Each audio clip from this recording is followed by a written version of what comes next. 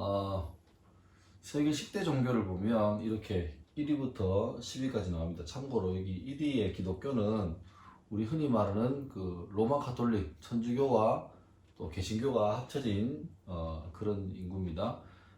이 중에서 우리 지난 시간에 봤던 것처럼 우리 힌두교 전체하면서 힌두교와 이슬람교가 약간 이렇게 같이 특징을 같이 하는 종교가 시크교가 그랬죠. 9위, 전 세계 9위. 그리고 전 세계 10위 종교가 바로 북한을 말하는 주체 사상이 바로 10입니다.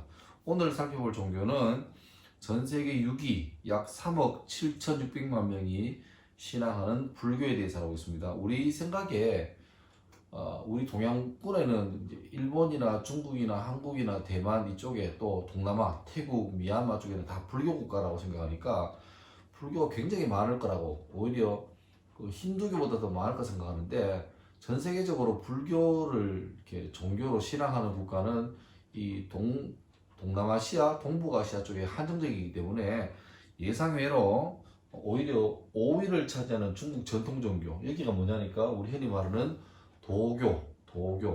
이것보다 오히려 숫자는 더 의외로 작습니다. 오늘 불교에 대해서 볼 텐데요. 불교를 제가 총 2시간 내지 3시간으로 볼 생각입니다. 그래서 오늘 첫째는 불교가 어떤 생긴 발생 배경, 그리고 불교의 교조라고 할 수 있는 고타마 시타르타의 생애에 대해서 그렇게 보도록 하겠습니다. 먼저 배경을 보죠. 좀 배경을 알아야 됩니다. 우리 지난 시간에 기억나죠? 그 힌두교를 먼저 보는 게 중요하다. 왜냐하니까 불교라는 종교는 인도의 힌두교 어떤 사상의 기반 위에서 탄생한 종교다. 그래서 힌두교의 어떤 주요한 사상들과 맥을 같이 합니다. 다음 시간에 보겠지만 불교의 가장 중요한 사상 중에 하나인 윤회도 힌두교의 그것과 똑같은, 거의 차이 없는 그런 교리이기 때문에 먼저 힌두교 바탕을 보는 게 중요합니다.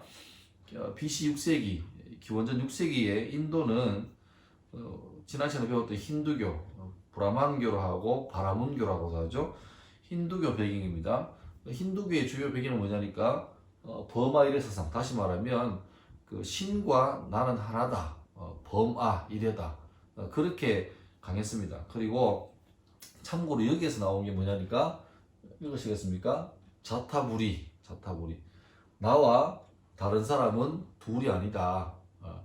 뭐 크게 생각하면 윤회로 생각해 보자면, 나와 저 존재는 남이 아니라 또 다른 나일 수 있고, 아니면 내가 아는 다른 사람이 다른 모습으로 나올 수 있다, 그렇게 보는 거죠. 그리고 우리나라에서 그 농산물이 개방되면서 외국 농산물이 막 들어올 때, 그때 어떻게 하면 좀 우리나라 사람으로 하여금 국산 농산물을 쓰게 하느냐라고 할 때, 이 불교에 나왔던 자타불이라는 말에서 따온 말이죠. 노래도 있잖아요. 이게 뭐겠습니까? 신토불이. 몸과 흙은 두 개가 아니다. 다시 말하면 이런 맥락이죠. 한국 땅에 사는 사람은 한국 땅에서 나는 농산물, 음식을 먹어야 된다, 뭐 이런 이론이죠.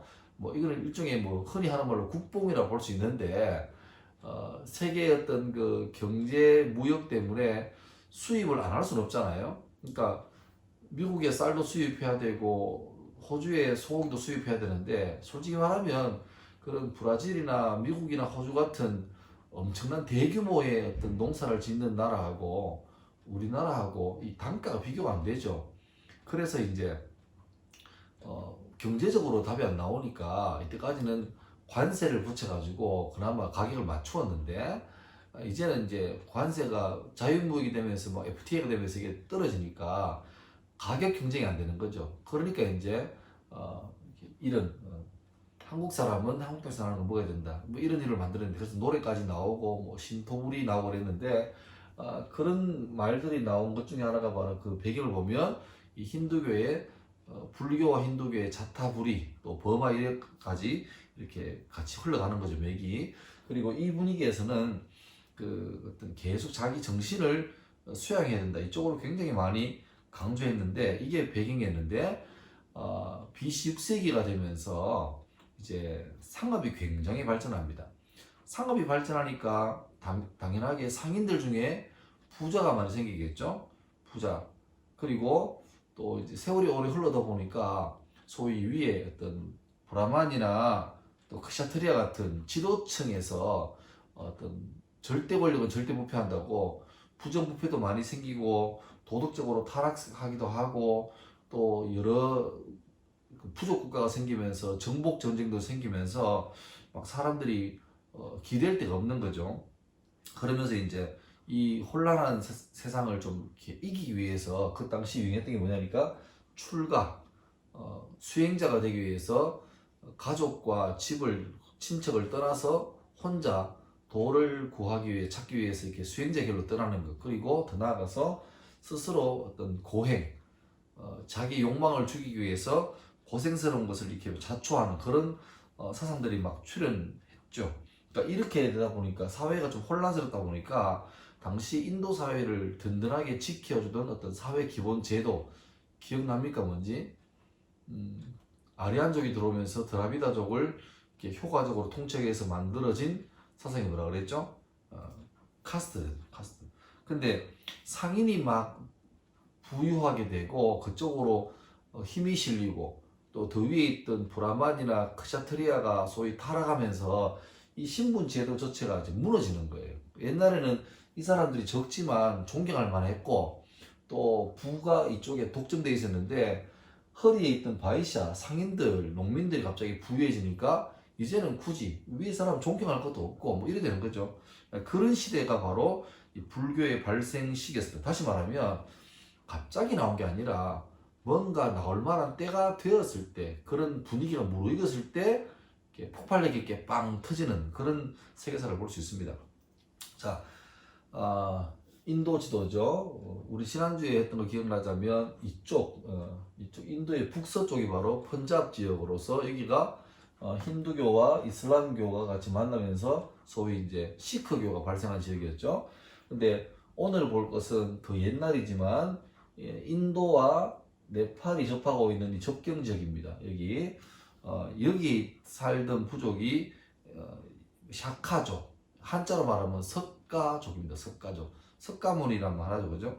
이 샤카족의 부족 국가 중에서 카필라 왕국이라고 왕국이라기보다는 하나의 부족 국가 같습니다. 그게 있었는데 이걸 확대해 보자면 이 고대에 다른 여러 가지 많은 이제 소위 부족 국가가 있었는데 그 중에서 뭐 이게 마가다 이런 데는 꽤 큰 부족 국가였고요.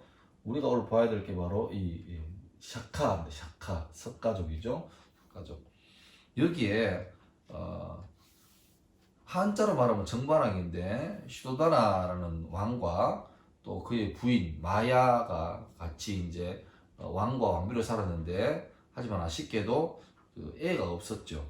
근데 어느 날 마야 부인이 잠을 자는데 흰 코끼리가 자기 옆구리로 쑥 들어오는 좀 이상한 꿈을 꿉니다. 태몽이죠.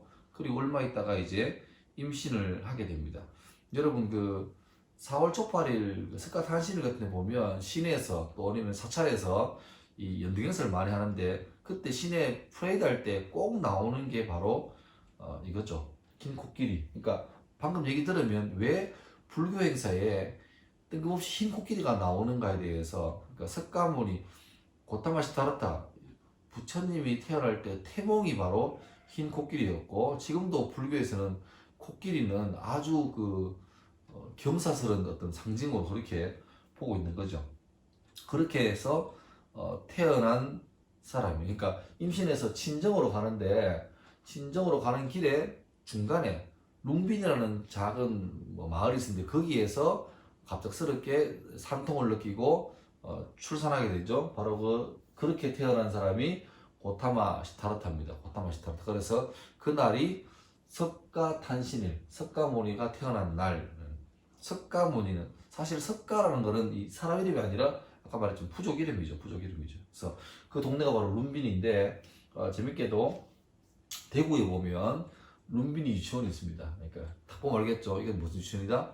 불교 계통의 유치원이다. 이렇게 알면 되겠습니다. 자, 고타마 시타르타가 이제 우리가 흔히 말하는 부처님의 본래 이름입니다. 고타마는 성이에요. 그 뭐 송씨, 김씨, 박씨처럼 성인데 뜻이 뭐냐? 고타마는 최고로 훌륭한 소. 여기 봐도 이제 그 힌두교의 어떤 배경이 나오죠. 소가 난다죠. 시바가 타고 다니던 전용 이동수단 난다. 근데 하여튼 소 안에 3억 2천만의 신이 있다고 믿었던 그 힌두교 배경에서 고타마. 그 다음에 시타르타는 모든 것을 가진 자, 성취한 자, 그런 의미입니다. 이게 본명이죠. 그래서 시타르타라고 적어보면 되겠습니다. 그리고 다른 이름은 석가모니라고 하는데, 석가모니 아까 말했지만 석가가 샤카 부족 이름입니다. 그 다음에 모니는 성인, 성자. 그러면 석가모니 그러면 석가족에서 나온 성자, 성인. 그래서 시타르타의 다른 이름으로 석가모니라고 하기도 하고, 혹은 뭐 세존이라고 하기도 하고 그렇게 부릅니다. 자, 이게 이제 시타르타가 태어났을 때 불경이 나오는 신화인데요. 태어나자마자 7걸음씩을 걸으면서 유명한 말을 합니다. 자, 글자가 작을 수 있는데 한번 혹시 읽을 수 있을까요? 여기까지 되겠죠? 근데 요 네 자 알면 대충 그 다음도 안다. 자, 해봅시다. 시작. 천상천하. 그 다음에 나오는 말이 있죠? 유아독존. 자, 그 다음 말은 삼계 계고 아당안지 맞죠? 그럴 겁니다. 삼계 계고 아당안지 뜻이 뭐냐면 천상천하 유아독존, 하늘 위와 하늘 아래 오직 내가 혼자 존재한다, 뭐 그런 뜻이죠. 근데 이제 존재가 아니고 존귀하구나. 하늘 위와 땅 아래, 하늘 아래 오직 내가 홀로 존귀하다. 이게 잘못 들으면 굉장히 좀 뭐지? 뭐 이렇게 되는 거예요. 그리고 또 이제 태어나자마자 바로 7걸음을 걷는다는 것도 이게 신화적인 얘기죠. 그리고 태어나자마자 바로 옹알이 들고 바로 또렷하게 이렇게 오른손을 딱 들고 하늘을 가리키면서 천상천하 유아독존, 삼계의 계고 아당안지. 그래서 하늘 위 하늘 아래 오직 나 홀로 존귀하다. 삼계 세계 세상이 괴로움에 빠져 있으니 내 마땅히 일을 편안하게 하리라. 이런 어떤 자기의 미션을 말하는 거죠. 자, 여기에서 우리가 이제 좀 종교학적 해석해 보자면, 아까 말했잖아요. 7걸음을 걸었다고. 7걸음을 걸었는데 걷는 발걸음마다 걸을 때마다 거기 발 딛는 곳마다 연꽃이 이렇게 올라왔다고 불경에 나오거든요. 여기서 왜 7걸음이냐? 지난 시간에 그 힌두교 할 때 기억납니까? 불교, 힌두교의 어떤 윤회할 때 육도 윤회라고 기억납니까? 천상, 그다음 인간계, 축생, 아수라, 지옥, 악귀. 뭐 순서는 틀리지만 이렇게 6개인데 이 육도, 그리고 그 육도를 뛰어넘어서 깨달음을 얻어서 이렇게 열반에 이르는 경지. 그래서 6 더하기 1 이게 7이죠. 그래서 석가모니가 시타르타가 벌써 이 깨달음에 이르렀다. 그리고 불교의 상징 중에 하나가 연꽃인데요. 연꽃은 이 진흙 땅에 사는데 이파리나 꽃에는 이렇게 진흙이 묻지 않고 고결하게 피죠. 이렇게 혼돈한 욕심과 집착이 많은 세상에서 물들지 않고 이렇게 고고하게 자기의 꽃을 피운다. 그래서 이 연꽃은 불교의 상징으로 쓰이기도 합니다. 자, 이 시타르타가 태어났을 때 왕자가 없던 그 정반왕과 마야부인 사이에 아이가 태어나서 얼마나 기쁜 소식입니까? 그래서 많은 사람들이 와서 이렇게 축하도 하고 그렇게 하는데 예언자 아시타라는 사람이 방문해서 이 어린 시타르타를 보고 한 가지 예언을 합니다. 이 아이는 장차 위대한 왕이 되거나 혹은 부처가 될 겁니다. 부처는 깨달은 자 이런 뜻이거든요. 다시 말하면 위대한 왕이라면 그 최고 권력을 가지고 자기 나라를 잘 보살피는 사람을 말하고, 부처란 말은 자기 유익이 아니라 온 사람들을 위해서 수고롭게 일하는 그런 사람이겠죠. 그러니까 이런 조건을 해요. 만약에 이 아이가 왕궁에서 그 성 밖에 어른 사람들을 모르고 왕궁에서만 잘 자란다면 위대한 그레이트 킹이 되고, 혹이나 왕궁을 벗어나서 사람들이 여러 가지 많은 실상들을 보게 되면 그들을 위해서 삶을 살아갈 부처가 될 겁니다. 그렇게 말하죠.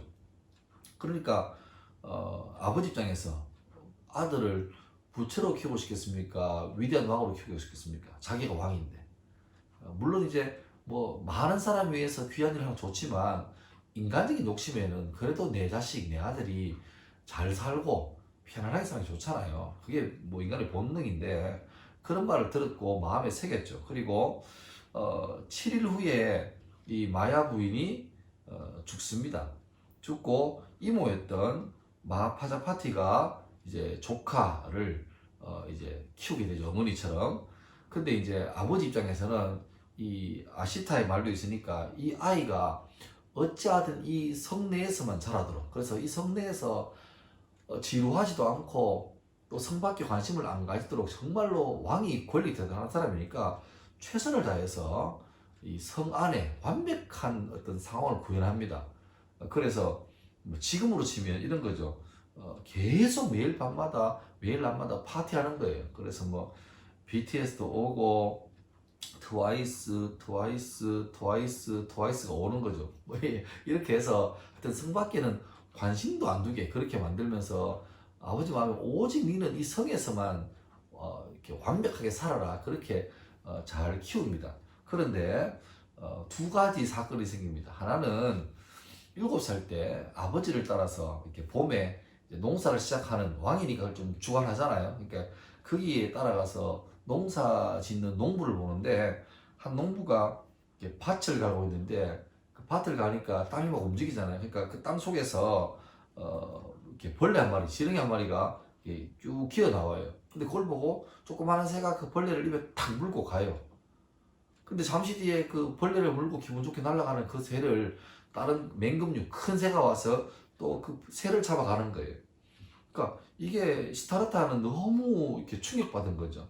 뭐냐니까 야, 이 세상에서 약한 존재는 끊임없이 자기보다 더 강한 존재에게 먹히고 이 작은 약한 존재를 먹었던 존재는 더 강한 존재에게 또 먹히는구나. 끊임없이 약한 존재는 강한 자에게 죽고 희생당하고 더 큰 자는 많은 작은 존재들을 이렇게 먹으면서 사는구나. 이걸 보면서 참 세상에 참 여러 가지 고민이 많다. 뭐 그런 좀 충격을 받고 요즘 말하면 트라우마까지는 아니지만 하여튼 막 깊은 충격을 받고 세상이 참 이래 사는가 고민을 많이 했던 게 어릴 때 한 일이 있습니다. 그리고 이게 되게 유명한 중요한 개념인데 이제 불교할 때는 꼭 욕만을 기억해야 됩니다. 사문유관. 말 그대로 사문, 네 개의 문. 유관은 뭐냐니까 이렇게 둘러본다, 관광한다 그 말이거든요. 네 문을 통해서 성 밖을 둘러본 일이 있습니다. 그러니까 이제 좀 나이 들었을 때 너무 성 안이 재밌긴 재밌는데 성 밖이 좀 궁금해지기 시작했어요. 그래서 자기 몸종을 이렇게 좀 데리고 몰래 성 밖을 빠져나가는데 맨 처음에 성의 동쪽문을 빠져나갑니다.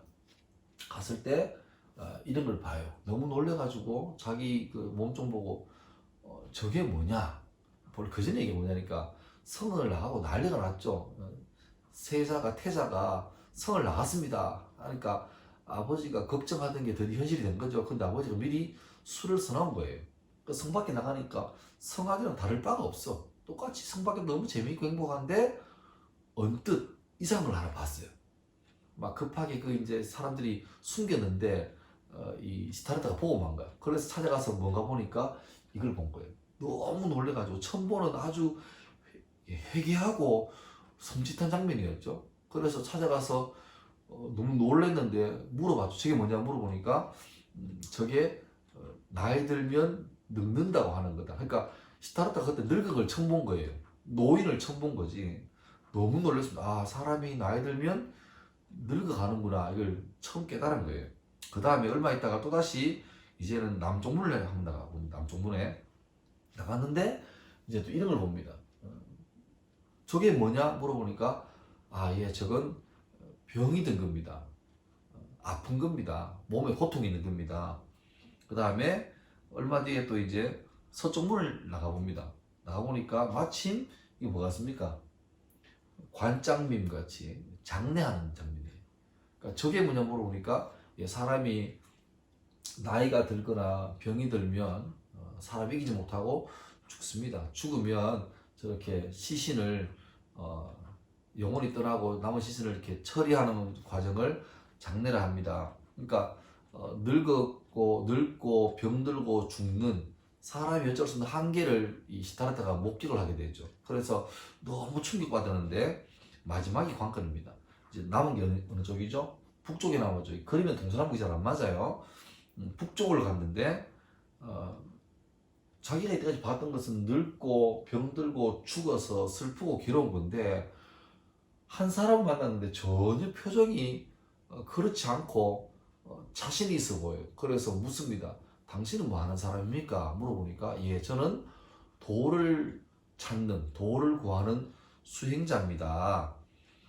그래서 시타르타가 이런 네 번의 문을 나가서 봤던 사문유관을 통해서 자기가 왕궁에서 왕자로 또 앞으로 왕이 될 사람으로 살 게 아니라 내가 많은 사람을 위해서 이 인간의 어떤 한계를 극복하는 도를 구하는 사람이 돼야 되겠다. 그런 꿈을 가지죠. 그때가 29살입니다. 그리고 마침 그때는 아버지 정반왕이 이 아들을 어떻게든 왕궁에 좀 잡아두려고 아주 이쁜 옆나라 공주를 데리고 와서 시타르타와 결혼시킵니다. 그래서 결혼하면 시타르타가 마음을 잡고 있지 않을까 해서 근데 그 즈음에 이걸 본 거죠. 그리고 이 시타르타가 그래도 자기가 이제 수행자가 되려고 마음을 딱 먹었는데 하필이면 그때 아들이 이제 먹고 성 밖을 나가려고 그러는데 그때 아들이 태어난 거예요. 예. 그래서 종이 와서 태자시여 아들이 태어났습니다 라고 말할 때 그때 마침 그 일식 달이 해를 가리는 일식이 일어났는데 그때 이게 시타르타가 외친 말이 라훌라 자토. 이게 뭐냐니까 걸림돌이 생겼구나, 장애가 생겼구나. 그러니까 이렇게 말하니까 그 종이 그 뭔지도 생각도 안 하고 라훌라라는 말 듣고 가서 이제 이 애 아버지가 이 이름을 라훌라라고 지었다. 라훌라가 뭐냐니까 걸림돌, 장애, 구조 이런 안 좋은 뜻입니다. 그러니까 자기가 이제 출가를 해야 되는데 아들이 생기니까 또 갑자기 막 울컥 막히는 거죠. 그래서 내가 마음 먹고 지금 나가야 되는데 아들이 생기니까 또 이게 또 발목이 잡히는구나 그 생각했는데 7일 만에 다시 마음을 고쳐 먹습니다. 어떻게? 출가하기로. 왜? 이제 아들이 태어났으니 내가 아버지 이어서 왕이 안 되더라도 내 아들이 할아버지 뒤를 이어서 왕이 되면 되니까 이 나라는 이리 굴러가겠구나 해서 자기가 딱 결심하고 다시 이제 출가하는 거죠. 29살 때 이제 집을 났습니다. 그리고 그때부터 이제 비로소 도를 찾는 생활을 시작하는 거죠. 처음에는 여러 스승을 찾아갑니다. 아까 말했지만 출가해서 고행하는 게 당시에 어떤 유행이었는데 그래서 스승을 찾아가지고 이런 것도 배워보고 저런 것도 배워보는데 아무래도 자기한테 마음에 시원함이 없어요. 답이 없어요. 그래서 이제 스승님을 따라다니는 것을 그만두고 자기 혼자 고행을 합니다. 막 이런 여러 가지 몸을 괴롭게 해가지고 생각들을 떨쳐버리고 그런 훈련을 하는데 하다 보니까 5명의 사람들이 와서 이 시타르타와 함께 6년을 같이 고행에 동참하게 됩니다. 어떤 책을 보면 이 5명의 수행자가 아버지가 보낸 뭐 첩자라고 하기도 하는데 그건 모르겠고요. 하여튼 그렇게 합니다. 그런데 그렇게 해도 열심히 뭐 고행하는데 편하지가 않아요. 잘 모르겠어요. 그런데 그때 이 깨닫는 게 바로 이겁니다. 어느 악기하는 사람이 혼잣말 하는 거죠. 검은고줄을 너무 세게 이렇게 기타 쳐보셨습니까? 비슷하게 줄을 너무 세게 당기니까 줄이 탕 터지고 그러다 너무 느슨하게 하니까 소리가 안 맞는 거죠. 그래서 이게 너무 센 것도 안 되고 너무 느슨한 것도 안 된다. 이런 말을 듣고 이 시타르타가 그때 그 말에 딱 깨닫습니다. 그리고 이때까지 자기가 막 고행을 하고 같이 했는데 이 순간에 딱 고행을 끝내버립니다. 왜냐니까 이런 거죠. 극단적인 고행. 내가 이처럼 밥도 굶고 스스로 뭐 괴롭게도 하고 이런 거는 극단적인 방탕, 막 술 마시고 막 이런 거하고 다르지 않다. 이쪽에 너무 치우친 거하고 반대로 이쪽 너무 치우친 거하고 이게 똑같다는 거예요. 그래서 너무 고행도 너무 방탕도 하지 않는 가운데, 이게 뭐죠? 중도죠. 중도, 가운데 길, 미들웨이. 아, 이게 맞겠구나 깨닫고 고행을 멈춥니다. 그러다 보니까 같이 함께 고행을 수행하던 5명이 갑자기 자기를 같이 하는 이 시타르타가 친구이자 스승 같은 사람이 갑자기 멈추니까 놀란 거죠. 그리고 더 이상 고행을 훈련 안 하니까 실망해가지고 떠나버립니다. 혼자 남은 거죠. 그때부터 이제 시타르타는 그 붓다가야라는 지역에 보리수 나무 아래에서 참선하죠. 마음을 계속 이제 자기 마음 속으로 들어가는 거죠. 그런데 하다 보니까 이제 불경 보면 이제 지옥을 다스리는 마왕 파순이 있는데, 파순이라는 마왕이 있는데, 이 시타르타의 어떤 그 영적인 파워가 너무 세니까 앞으로 저 존재가 깨달음을 얻고 부처가 돼버리면 이곳까지 다 위험해진다. 그래서 이 깨달음 얻는 것을 방해하려고 처음에는 막 이렇게, 얘도 남자니까 수행하고 있는 거 가지고 막 오빠 놀아요 이렇게 막 이래가지고 꼬시는데 시타르타가 꼼짝도 안 합니다.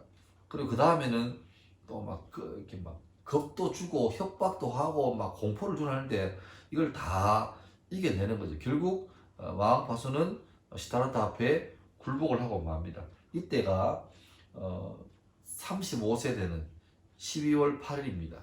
이날 드디어 이제 깨달음을 얻는 거죠. 인생의 진리를 이제 석가모니가 시타르타가 깨닫는 겁니다. 그러니까 보세요. 29에 출가 집을 나와서 35세에 깨달음을 얻으니까 6년 동안 여러 가지 많이 이제 고행도 하고 하다가 이제 드디어, 그래서 불교에서는 12월 8일을 성도제, 그러니까 도를 얻은 날로 아주 중요한 명절처럼 그렇게 지키고 있습니다. 그래서 이제 드디어 이 깨달음을 얻은 다음에 너무 좋은 거예요.